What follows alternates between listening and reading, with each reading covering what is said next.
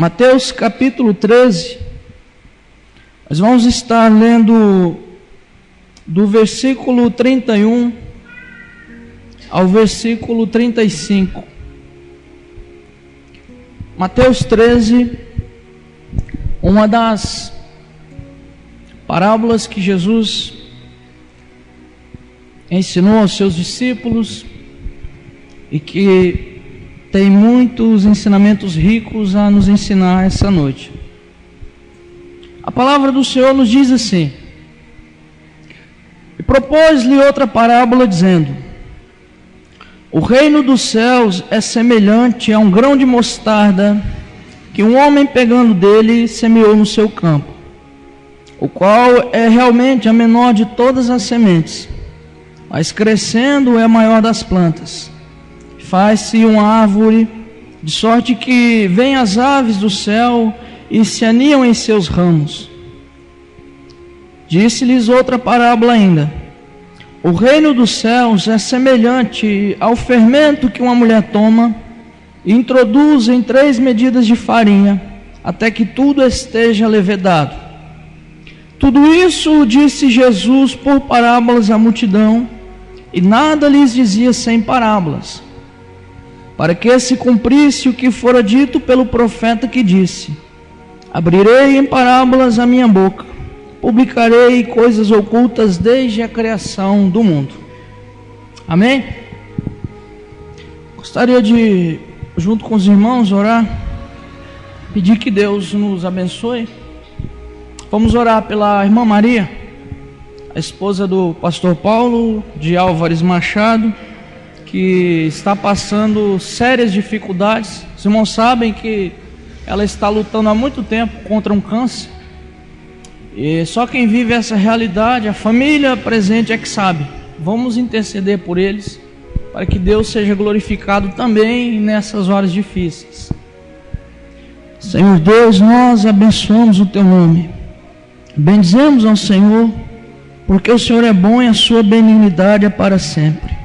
Senhor, intercedemos de maneira especial, como sempre temos feito junto com a Sua igreja, aqui em Presidente Prudente, também as igrejas em Álvares Machado e em outros lugares. Oramos, intercedendo em favor da vida da irmã Maria. Senhor, só o Senhor sabe as dificuldades que sua filha está atravessando, só o Senhor conhece todas as necessidades que ela e seus familiares estão passando. Senhor, pedimos de maneira especial a sua providência sobre a vida dela, que o Senhor faça com que a sua serva passe por essas lutas glorificando a Ti. Se for para sair dessa luta com vida, que assim seja um aprendizado riquíssimo. Se for para encontrar ao Senhor logo em breve, que assim seja, Senhor. Que o Senhor possa dar alívio ao sofrimento, trazendo consolo aos familiares, trazendo vida, paz, alegria no Teu Espírito Santo à nossa irmã, que ela possa nessa doença, nessa luta difícil, glorificar o Teu santo nome também nesta prova. Pai, pedimos também que o Senhor fale conosco, fale nessa palavra, ensine a Sua igreja, que o Senhor seja glorificado, que nossos corações aqui sejam tocados. Fala conosco aos nossos corações, dos mais duros aos mais sinceros. Que a Tua palavra, Senhor, não volte vazia, mas faça o que Te apraz, conforme a Sua promessa. Em nome santo de Jesus, pelo poder do Teu Espírito Santo, nós Te louvamos e Te bendizemos. Que o Senhor fale conosco. Amém. Muito bem. Irmãos, esse capítulo 13 é por excelência o capítulo das parábolas. Mateus 13 tem 7 parábolas. Parábolas que Jesus usava para falar com camponeses, para falar com pescadores, para falar com donas de casa. Parábolas que a própria Escritura testifica eram ensinos que muitas vezes eram ocultos à elite, mas que os pequeninos entendiam. O próprio Jesus chegou a dizer isso várias vezes. nessas parábolas, Jesus ele traçou vários ensinos, várias marcas, várias características, nós podemos dizer assim, acerca do seu reino, acerca do seu evangelho, acerca da mensagem do evangelho.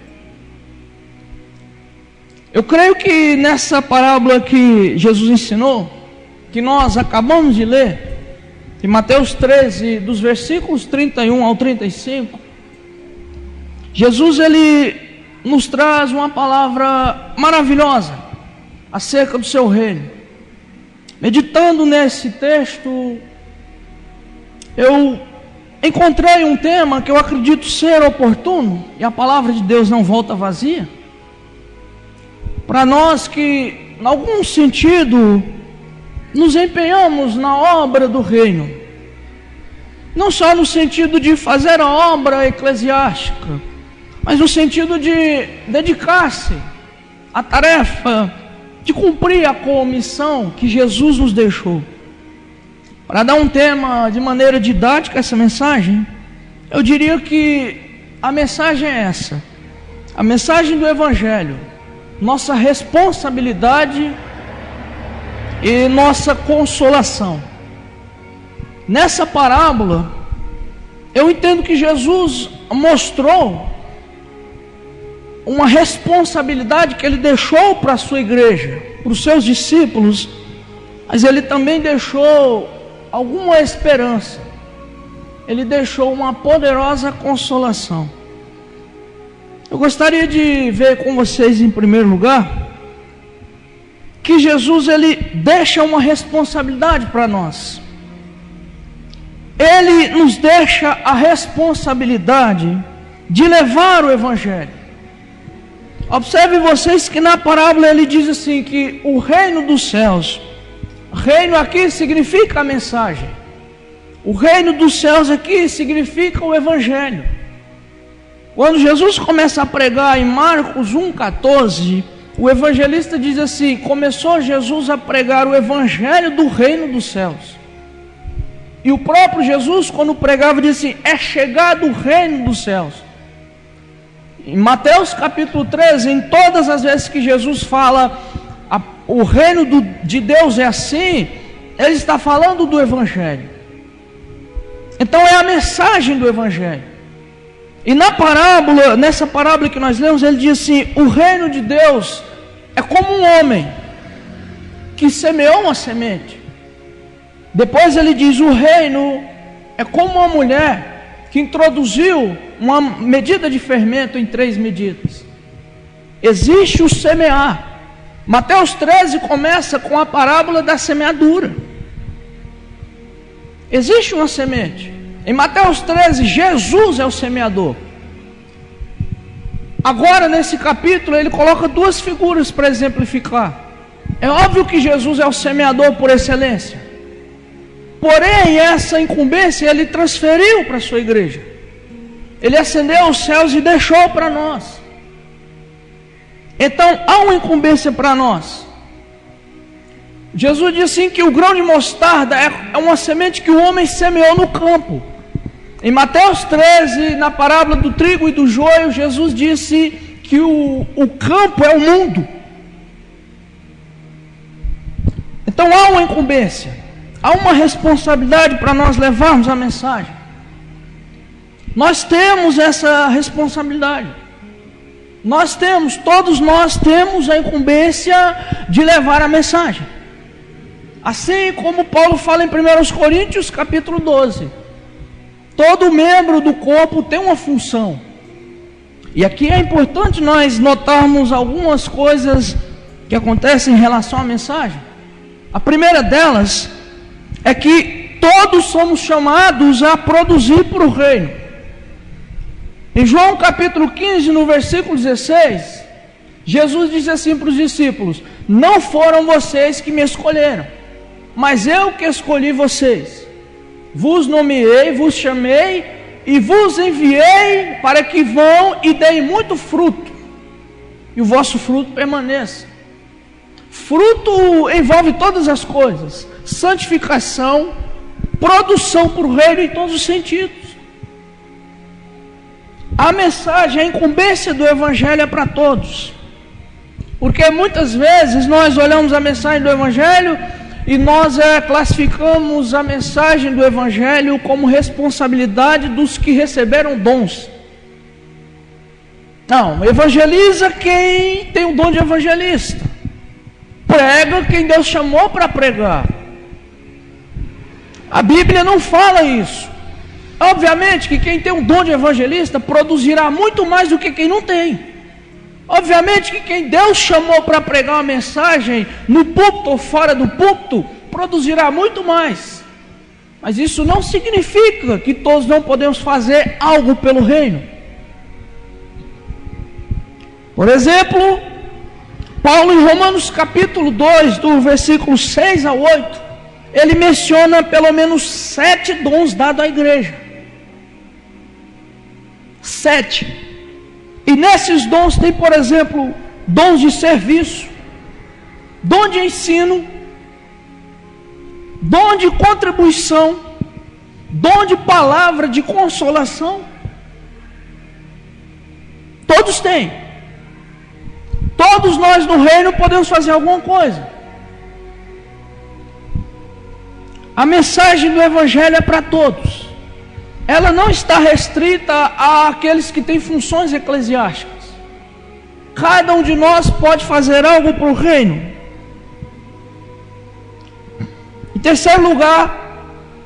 Em quarto lugar, aliás, todos nós somos despertados nessa parábola a ver que a mensagem do Evangelho é o único caminho que Deus deu para o ser humano alcançar a salvação. Observem vocês na parábola que Jesus ele disse assim, que o grão de mostarda ele é semeado. Quando ele é semeado, ele é a menor de todas as sementes. Porém, depois faz-se uma árvore gigantesca. E Jesus disse assim: vêm as aves do céu e ali fazem os seus ninhos. Ou seja, eles veem as aves, elas vêm e ali se aninham. Ave aqui certamente significa as nações, significa todos os povos, porque só há um caminho para o homem. Ave aqui significa aqueles que estão errantes. Toda ave ela é peregrina. Você não encontra uma ave que fica parada ali para sempre. Quando uma ave encontra uma grande árvore, ela faz morada. E quando a palavra de Deus se refere a pecadores, por exemplo, Isaías 53, versículo 6, o profeta disse: todos nós andávamos como ovelhas desgarradas, seguindo o seu próprio caminho. Todos nós, toda essa humanidade, ela anda perdida, desgarrada, sem norte, sem uma esperança, conforme o apóstolo Paulo diz em Efésios capítulo 2, sem a esperança de Deus, sem a vida de Deus e sem luz no mundo, todos desgarrados. Só o Evangelho é o único caminho. Só o Evangelho, a mensagem, a palavra, Jesus é essa árvore poderosa que sustenta as nações, que traz abrigo para o homem pecador perdido. Só o Evangelho. As falsas religiões não dão essa segurança. Vai estudar os budistas, vai ensinar, vai ver o que eles ensinam. Eles dizem que o ser humano reencarna a cada geração.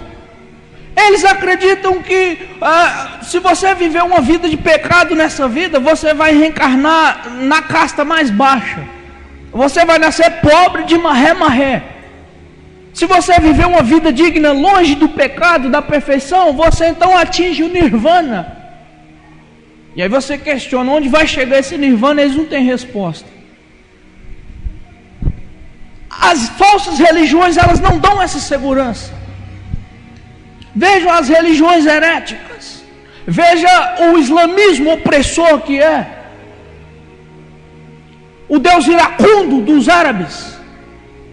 Eles não trazem essa segurança. Só a palavra de Jesus, só o Evangelho é esse caminho. O homem ímpio, ele morrerá, ele perecerá nos seus pecados se ele não conhecer o Evangelho. Só o Evangelho. Jesus mostra claro, ele diz assim: o Evangelho é como essa árvore frondosa que cresce, e o ser humano é como essa ave desabrigada que vem e encontra morada. Jesus, ele é aquele que traz conforto ao aflito. Quando Jesus começa a pregar em Lucas capítulo 4, lá no versículo 18, na sinagoga, ele lê uma profecia de Isaías, e ele diz assim: o Espírito do Senhor Jeová está sobre mim, me ungiu a trazer as boas novas aos cativos, a libertar os cativos, a proclamar o Evangelho aos pobres, a anunciar o Evangelho aos quebrantados do coração, a proclamar o ano aceitável do Senhor. Jesus é esse que oferece abrigo. E ele disse isso em Mateus 11, versículo 28. Venham a mim todos os que estão cansados e afadigados. Veja se você encontra isso nas falsas religiões. Veja se Confúcio ensinou isso aos chineses. Veja se Buda ensinou isso. Veja se as falsas religiões não ensinam. Só Jesus, ela é essa árvore que traz segurança. Só Jesus é aquele que diz assim: tomem sobre vocês o meu jugo e o meu fardo. Meu jugo é suave, o meu fardo é leve. É Jesus. Só um caminho. Não existe outro caminho. É o Evangelho e pronto. É só o Evangelho. Cristo é esse abrigo. A parábola mostra Cristo como essa árvore poderosa.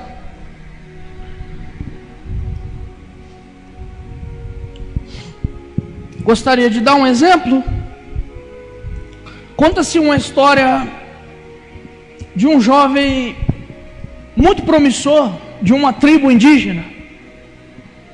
Um jovem que tinha todas as evidências de ser um grande guerreiro, de ser um grande líder tribal.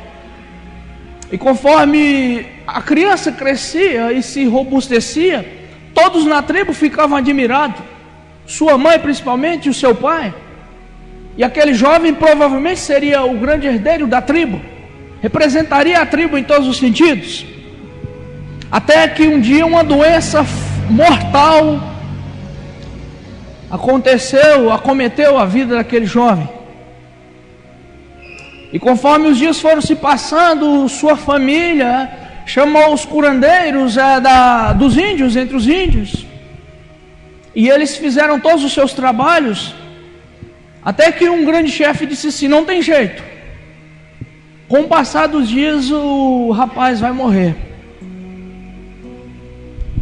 E o jovem começou a ficar desesperado. E conforme os dias foram se passando, ele foi definhando.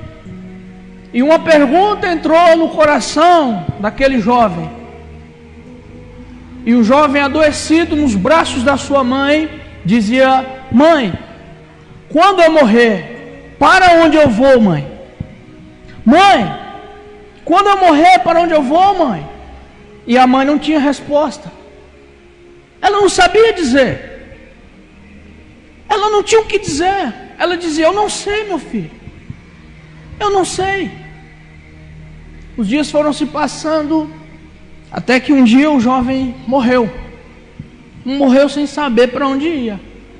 Passados alguns meses, chegou um missionário naquela tribo, anunciando Jesus e a salvação e a vida eterna. No primeiro sermão, vamos dizer assim, que aquele missionário pregou, a mãe daquele jovem rapaz correu aos pés dele em lágrimas, abraçou as suas calças, começou a chorar e dizia: Senhor, por que o Senhor não esteve aqui alguns meses antes? O meu filho morreu sem saber para onde ia, e agora o Senhor vem e traz todas as respostas. Só o Evangelho, irmãos, só o Evangelho é que traz a vida eterna ao homem. O ímpio perecerá pelos seus pecados, se ele não tiver a mensagem do Evangelho. Cristo mostra que só o Evangelho é o caminho para o homem. A mensagem do reino é como essa árvore poderosa que abriga esses homens desgarrados nos seus pecados. Cristo nos traz essa responsabilidade. Ele nos diz que somos semeadores, que somos ceifeiros na sua seara. Grande é a seara e são poucos os ceifeiros. Mas eu gostaria de explorar também esse segundo tópico, que Cristo nos mostra nessa parábola não só a nossa responsabilidade, mas nós podemos encontrar algumas consolações, algumas alegrias nessa parábola. Primeira consolação que eu encontro, que Jesus nos ensina, é que nenhum trabalho para o reino de Deus, por mínimo que pareça, é em vão. Por minúsculo que seja, é desperdício. Vocês observaram que Jesus fez questão de dizer que o reino de Deus, que a semente é como um grão de mostarda? Vocês já tiveram a oportunidade de ver um grão de mostarda? É minúsculo assim. Por que Jesus não disse o reino de Deus é semelhante ao grão do cacau? Porque Deus faz grandes coisas, irmãos, através de coisas pequenas. Nenhum trabalho que nós façamos no reino de Deus, por menor que seja, é desperdício de tempo ou desperdício da nossa vida. O reino de Deus é representado por uma semente de mostarda. É assim que começa. Isso nos ensina algumas lições. Às vezes nós nos desanimamos. Isso significa que é um folheto que nós entregamos. É uma música que vocês ensaiam. É uma oração que você se dispõe a fazer pelo seu vizinho.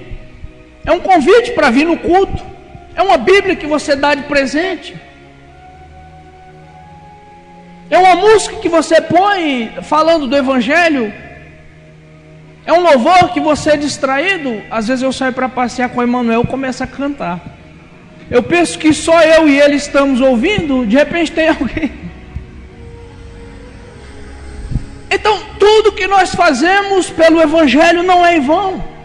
Mesmo que coisas pequenas, que aparentemente passam desapercebidas por nós até, mas não é em vão.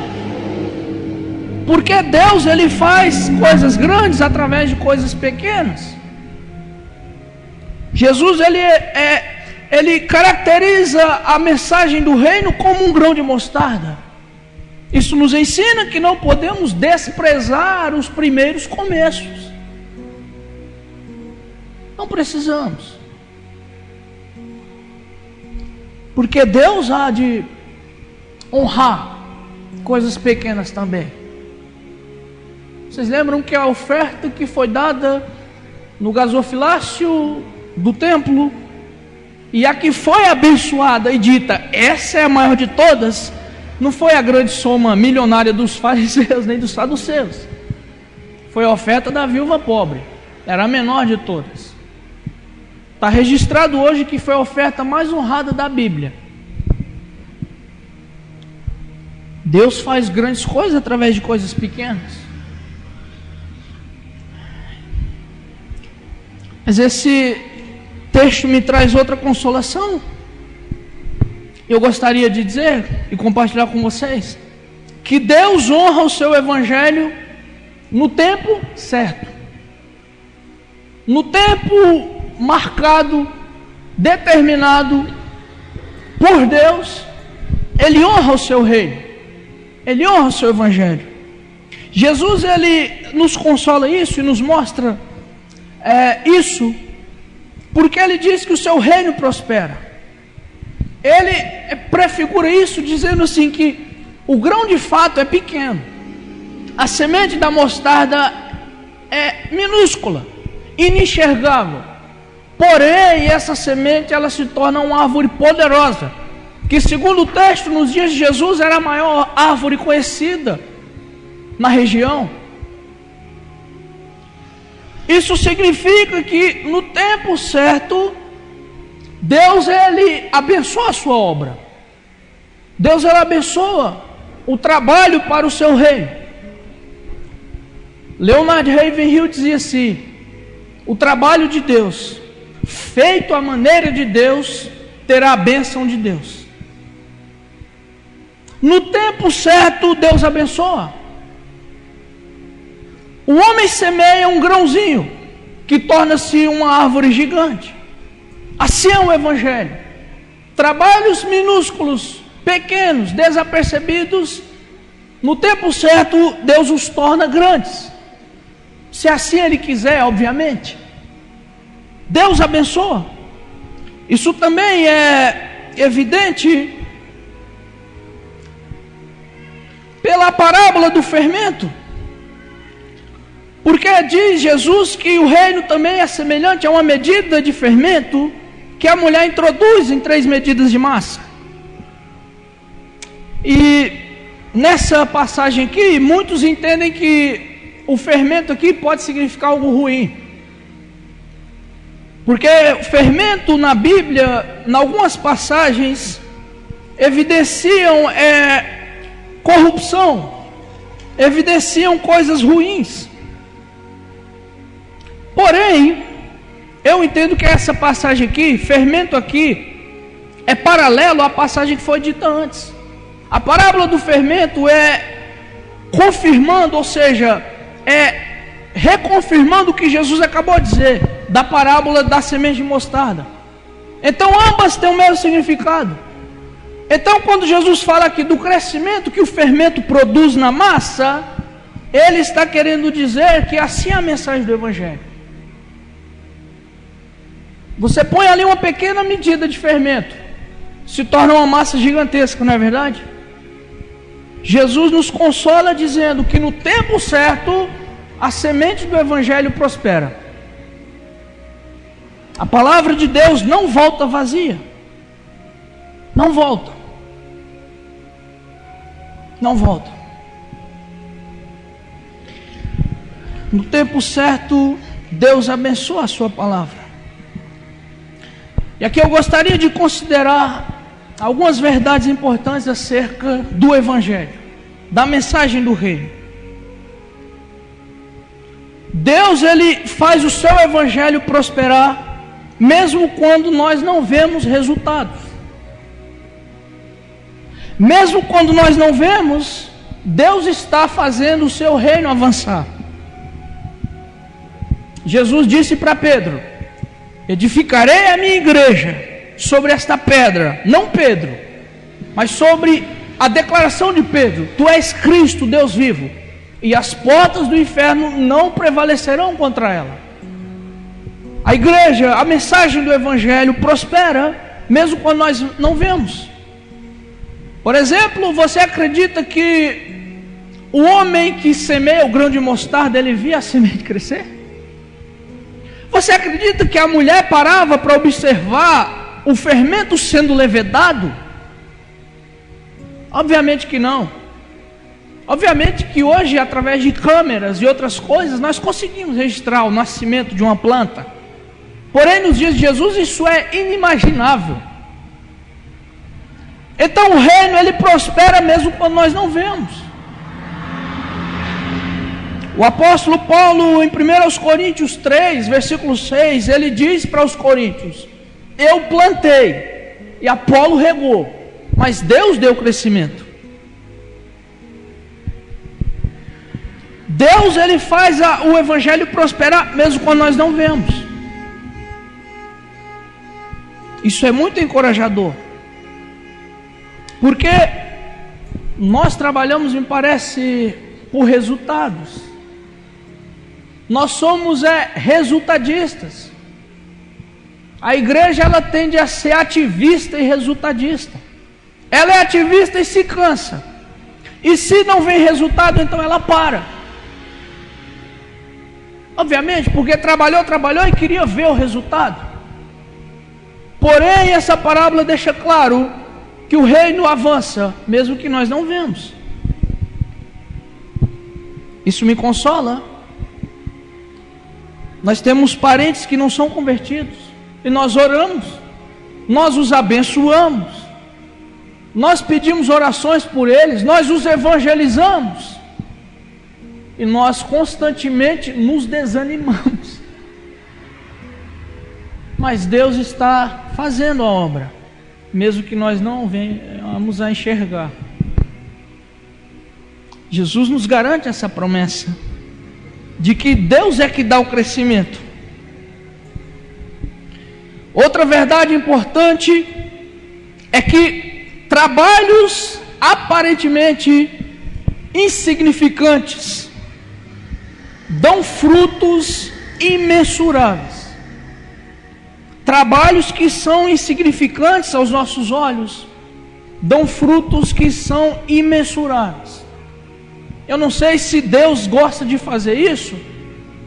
Eu não sei se isso está de acordo com o que Paulo fala assim, que Deus escolheu as coisas loucas deste mundo para confundir as sábias. Mas parece que Deus gosta de trabalhar por esse viés.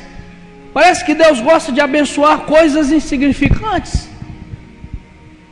Observem que Jesus deixa claro isso. O grão de mostarda não tem significância.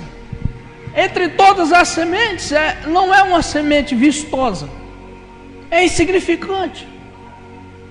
E na semeadura do reino, na palavra do reino, parece que é assim. Nós começamos com coisas que o homem rejeita a palavra, o ser humano rejeita o evangelho. Quando você se propõe a pregar a mensagem verdadeira do evangelho, você é taxado de idiota. Você é taxado de fanático, de louco. É verdade que muitos hereges deturparam o evangelho. Teologia de prosperidade, confissão positiva, esses lixos aí. Isso não é o evangelho. Isso aí até atrai avarentos, místicos, ímpios, que não querem regeneração. Mas a mensagem do evangelho às vezes é insignificante. E trabalhos mínimos que aparentemente são insignificantes, Deus abençoa. Deus abençoa. A semente de mostarda, ela se transformou numa árvore gigante. E assim é a mensagem do evangelho. Eu gostaria de trazer alguns exemplos históricos aqui. Eu gostaria de citar um exemplo de um missionário anônimo, que eu li há algum tempo num livro da editora Portas Abertas, um dos poucos livros que a editora Portas Abertas lança. Chama-se A Fé que Persevera, do autor Ronald Macmillan. E ele conta a história de um missionário que nem ele sabia o nome, por isso que eu não sei também, que saiu para evangelizar no norte da China. E quando ele foi para a China, ele se esforçou. Ele se esforçou para traduzir o idioma no dialeto local, levou os evangelhos, pegou a embarcação e foi para lá. Quando ele chegou na China, foi bem nos anos de 1899 e no começo de 1900, que coincidiu com o período da revolução dos boxers. Ou seja, no pior momento para se pregar o evangelho, para se ir para a missão, esse missionário anônimo foi. E naquela ocasião havia uma revolta contra os estrangeiros. E a imperatriz chinesa na época, ela decretou que todos poderiam matar os estrangeiros. Então todos que moravam na China, principalmente na região norte, fugiam. Porque se um estrangeiro fosse visto, ele era brutalmente assassinado. E aquele missionário tomou seus livros, a tradução de algumas partes do Novo Testamento, no dialeto local, e entrou no navio, e o navio desembarcou. Quando o navio chegou na borda da praia, as turbas violentas vieram. Atacaram aquele barco, roubaram tudo que tinha, mataram aqueles que eram estrangeiros, e esse missionário, com sua bolsa e seus pertences básicos, obviamente não poderia levar muita coisa, ele tomou uma pancada no crânio e caiu ali, na praia, na areia, morreu. Estudou o dialeto anos, traduziu algumas partes da Bíblia, levou e foi para a missão. E aparentemente todos nós diríamos: isso foi um ato suicida, isso foi uma loucura, isso foi uma missão que deu em tragédia. Porém, diz o autor, que o assassino que matou aquele missionário, ele fugiu, foi embora. Porém, alguém que estava ali perto viu a bolsa, e o assassino matou, levou a bolsa, levou alguns pertences que prestavam, mas alguém que estava ali viu umas páginas escritas na sua língua, as partes do Novo Testamento que falavam de Jesus e a salvação. E esse curioso pegou aquelas páginas e começou a ler e achou interessante. Levou para sua tenda, habitava em casas semelhantes às ocas dos índios. E naquela tenda ele ficou tão fascinado com aqueles escritos que falavam do Deus verdadeiro e da salvação, que ele colocou no teto da sua morada, que era de palha, de bambu. Então ele pendurava. Então, como era uma cidade de aldeias, todos se conheciam, todos se viam, todos entravam nas casas uns dos outros. Então a mensagem do Evangelho, ela foi proclamada naquela aldeia, e muitos se converteram e são cristãos até hoje, porque aquele desconhecido morreu lá. Mas a palavra de Deus que ficava pendurada nos bambus da sua casa era lida pelos visitantes. E ali eles se arrependeram. E ali se formou uma igreja que tem resquícios de cristãos até hoje. Aparentemente nós diríamos que o resultado foi um fracasso. Porém, Deus usou aquele aparente fracasso e fez uma grande obra ali. Assim é o Evangelho. Deus faz grandes coisas através de coisas aparentemente insignificantes, assim como um grão de mostarda.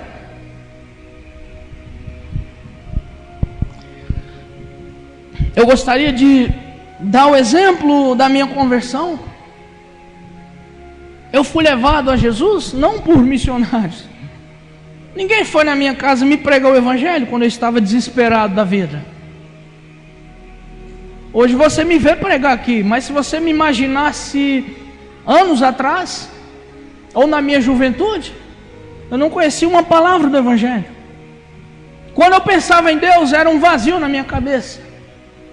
Eu era uma ovelha desgarrada, igual Isaías diz. Eu era uma ave procurando moradia. Porém, nas minhas alucinações, nos meus desesperos, naquela ocasião, há 10 anos atrás, não se falava muito em depressão. Porém, eu acredito que o que aconteceu comigo foi depressão e profunda.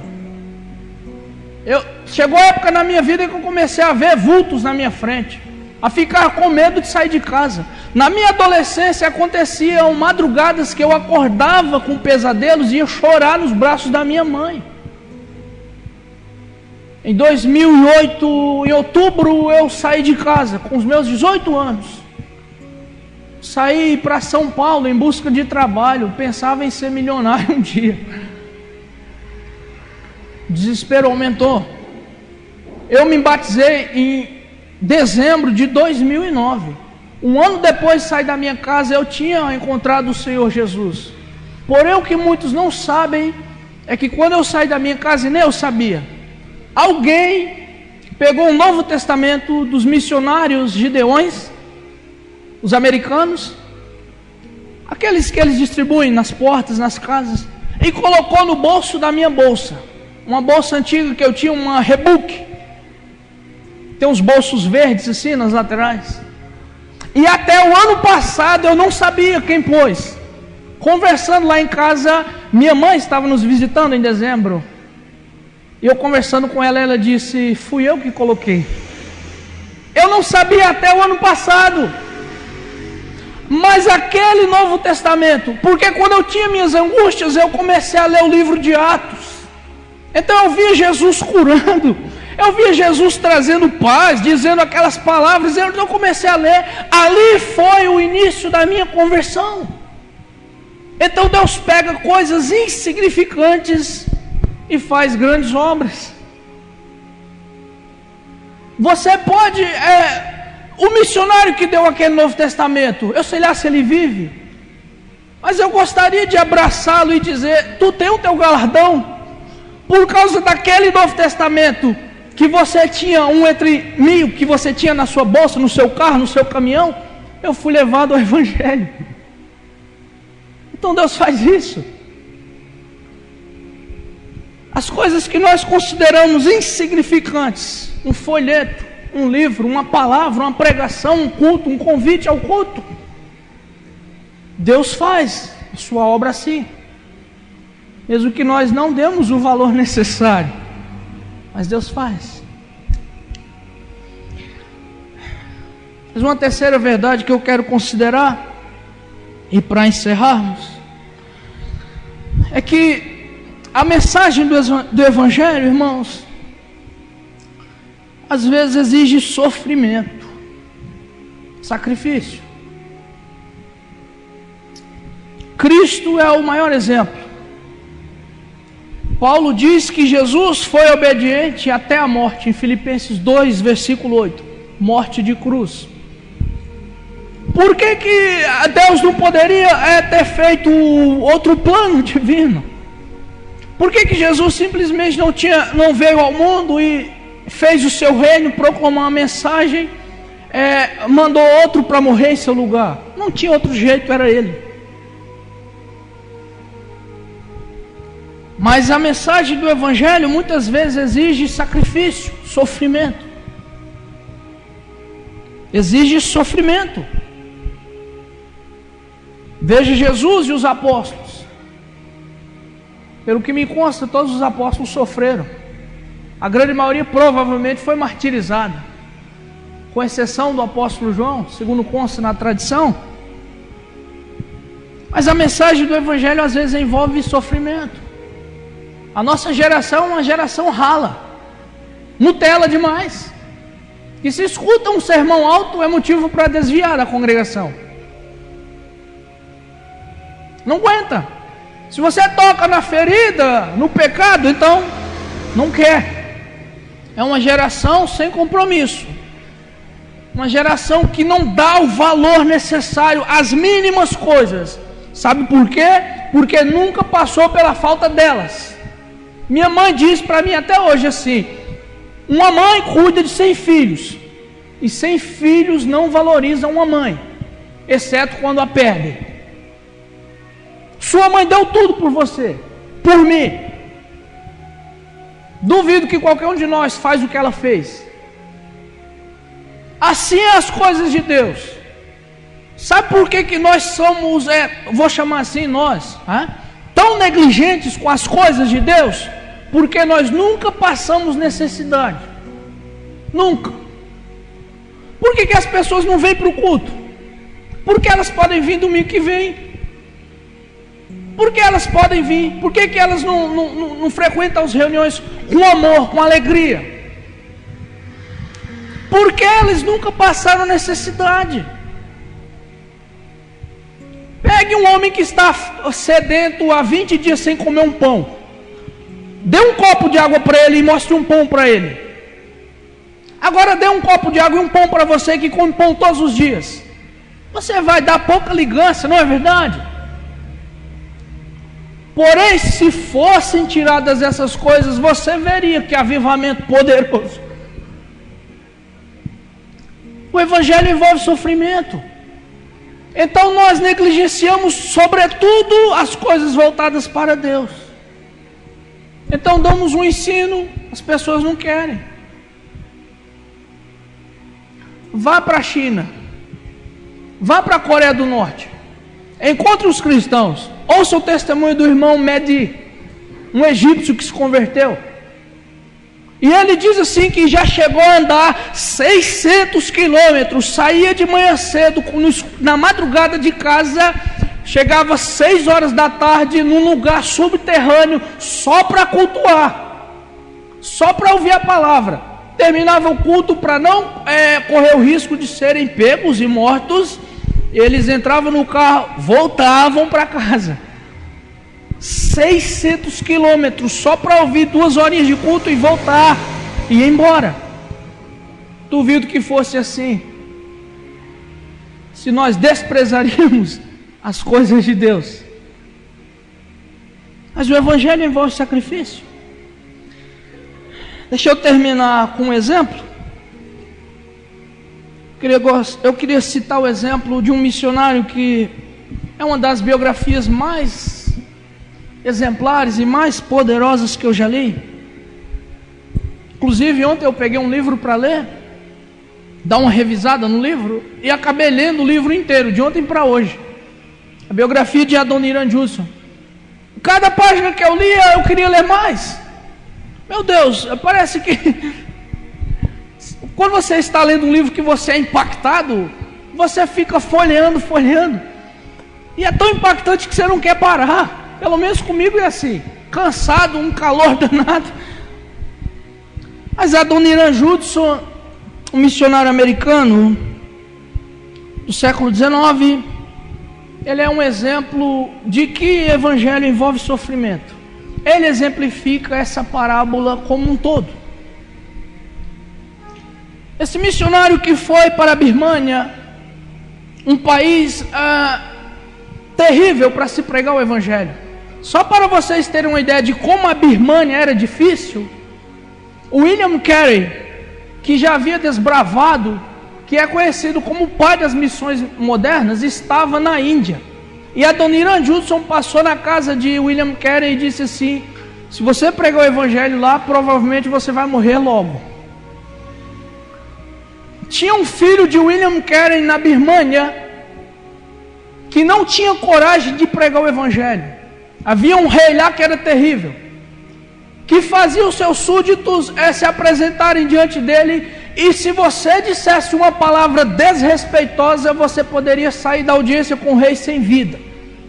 E foram inúmeras as vezes que Adoniran Judson ou sua esposa Anna Judson estiveram perante esse rei. E ele e sua esposa chegam na Birmânia em 1813. Em 1816, preste atenção, 1813, passaram-se 3 anos. Eles aprenderam o idioma e ele escreveu o primeiro folheto, que falava sobre o Deus eterno e sobre Jesus. 3 anos, só para aprender o costume e escrever um folheto. Em 1819, acontece um fato importante.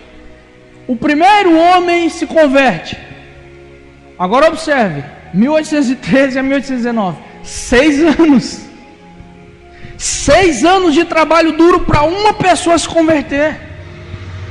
Você entende o que é o valor do reino? Pessoas na Inglaterra e na América enviando sustento para eles, eles suando a frio durante 6 anos para uma alma se converter. Trabalhos pequenos. Em 1824, ele foi acusado de espionagem, porque nessa época o Império Britânico fez guerra à Birmânia. Então qualquer estrangeiro que se encontrava no país da Birmânia era acusado de espionagem. E homens inocentes e mulheres inocentes eram torturados sem causarem nada, simplesmente porque o governo era maldito, era ruim. Então nessa época ele foi preso e ele passou 11 meses, 1 ano, para arredondar, 1 ano inteiro, numa cela fria, fedorenta, junto com outros 50 pessoas. Lá era onde eles faziam todas as necessidades, lá eles passavam angústia, lá eles vomitavam. E detalhe, eles não tinham nem a dignidade de dormir deitado no chão. Eles eram pendurados numa vara gigante de bambu que atravessava a cela. E eles com grilhões amarrados aos braços e às pernas eram pendurados igual porcos no açougue. Foram 11 meses inteiros nessa sofrência. Até que em 1825 ele sai da prisão. A guerra estava acabando e o Império Britânico obviamente venceu. E ele, juntamente com outros 7 estrangeiros, 8 no total, foram obrigados a caminhar 12 quilômetros. Agora vocês pensem, 12 quilômetros é daqui em Álvares Machado, em ruas lamacentas, poeirentas, num calor de 40 graus, o autor diz. E a essa altura, os pés deles, que não viam algo robusto há um ano inteiro, estavam sensibilizados. A essa altura, a sola do pé deles era como se fosse a sola do pé do meu filho Emanuel, de tão sensível que estava, de que eles não usavam calçados nenhum. Ficaram 11 meses inteiros presos, pendurados, sem tomar sol, numa cela imunda. Então, conforme eles caminhavam, diz o biógrafo, seus pés ensanguentavam, de maneira que desses 8, um morreu de exaustão, já não aguentava mais, seus corpos esqueléticos, obviamente, de tanta fome na prisão. E, para surpresa de muitos que entendiam que aqueles 8 que saíram dali certamente nunca mais sairiam vivos, houve uma reversão da situação. Então eles foram libertos. Adoniran Judson, ele se ergueu, ele se levantou daquele sofrimento. Porém, ele já estava muito calejado dos seus sofrimentos na Birmânia. Durante esse período que ele e sua esposa Ana Judson estiveram na Birmânia, eles tiveram 3 filhos, os quais não atingiram nem a adolescência. Os 3 morreram. Era muito sofrido a situação. Em 1826, sua esposa Ana, que era sua companheira fiel, morreu também. 6 meses depois, a única filha que ainda restava, morreu também. Em 1827, ele recebe uma carta dos Estados Unidos informando da morte do seu pai. Pouco tempo depois, ele é informado também numa carta que o seu irmão nos Estados Unidos também morreu. Ou seja, ele sai de um sofrimento e entra no outro. Suas tristezas foram se acumulando. E em 1828 ele começa a entrar em depressão. Em 1830, ele aparentemente começa a se recuperar da depressão. E é nessa época que ele e sua equipe começam aos trabalhos evangelísticos novamente. E numa dada ocasião eles distribuem 10.000 folhetos. Nessa época a situação já tinha melhorado para a missão. Nessa época já não havia tanta perseguição como antes. Numa data especial, 6.000 pessoas começam a ouvir a pregação. Desses 6.000, 217 pessoas foram batizadas. Agora tudo isso levou, sabe quanto tempo? 37 anos. 37 anos Adoniran Judson passou na Birmânia. Em 1834, ele realizou a sua obra literária magna. Ele traduziu a Bíblia inteira, não do inglês, nem do latim, mas do hebraico e do grego, direto dos originais para o idioma birmanês. É a sua obra magistral. Ele deu a Bíblia inteira. Até hoje a Birmânia não é mais a Birmânia, é a República do Mianmar. Até hoje a única tradução que eles têm da Bíblia é a que a Dona Irã Judson fez em 1834. Para encerrarmos, quando chegou 1850, ele já bem velho, desgastado, ele sai de casa e nessa época ele estava com sua terceira esposa. As duas primeiras já haviam morrido, detalhe, tem isso também. E ele sai para uma viagem. O médico disse para ele assim: é melhor você voltar para os Estados Unidos, porque talvez a viagem possa melhorar a sua condição de saúde. E a esposa dele diz assim, ele já estava muito doente, ela diz assim: eu acredito que você breve encontrará o Senhor. Você está pronto para a morte? Aí ele diz assim, ele responde: eu não estou cansado de trabalho. Ele diz para a esposa: eu não estou cansado deste mundo. Se eu puder viver, eu viverei mais 100 anos. Porém, se for para morrer, eu morrerei tão feliz quanto uma criança quando sai da escola. E de fato morreu. Alguns dias depois, quando o barco já tinha saído, ele veio a falecer. E ele foi sepultado em alto mar. Alguém pegou um caixão simples de madeira, colocou o seu corpo, fizeram uma oração bem rápida e atiraram o seu corpo no oceano. Hoje todos os cristãos que tem nesse país têm sua origem em Adoniran Judson. 6 anos para se ter o primeiro convertido, 9 anos para se ter as primeiras porções do Evangelho, 7 anos para sair o primeiro folheto, e 37 anos para se concluir uma obra. O que aparentemente era simplesmente uma sementinha, se transformou numa árvore frondosa. Assim é o reino de Deus. O Evangelho é uma árvore que cresce. Assim é a obra. Uma semente que nós plantamos pode se tornar essa árvore poderosa. Amém? Eu nem sei que hora é. Vamos nos colocar de pé e vamos orar. Não estou enxergando bem aquele relógio. Mas que Deus possa abençoar cada um de nós.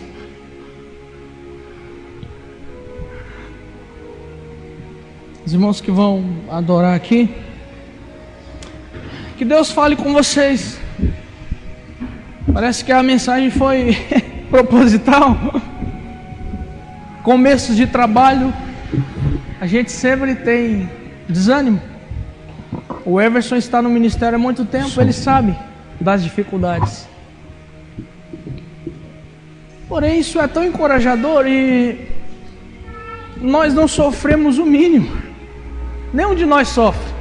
Se algum de nós aqui disser que é difícil, precisamos enxergar um palmo além do nosso nariz. Vamos orar? Pai, que o Senhor seja engrandecido, que o Senhor seja louvado, que o Senhor seja glorificado, que a Tua palavra prospere. Somos gratos ao Senhor, que a Sua palavra tenha falado ao nosso coração, que nós possamos sair daqui edificados, encorajados, repreendidos, que nossa soberba seja abatida, que o nosso coração seja quebrantado, que só o Senhor Jesus seja exaltado pelo poder do Seu Espírito, que só Tu, ó Deus, triuno, santo em toda a perfeição, que merece toda a grandeza, que dá crescimento ao Seu Evangelho, que exalta as coisas pequenas, que faz todo o trabalho do Seu reino não ser em vão, ainda que nós os julguemos e os classifiquemos assim, mas só o Senhor é quem dá o crescimento. Nós plantamos, outros regam, mas é o Senhor que faz o Seu Evangelho prosperar, faz a Sua obra crescer, ó Deus. Por isso nós Te louvamos, Te bendizemos. Amém.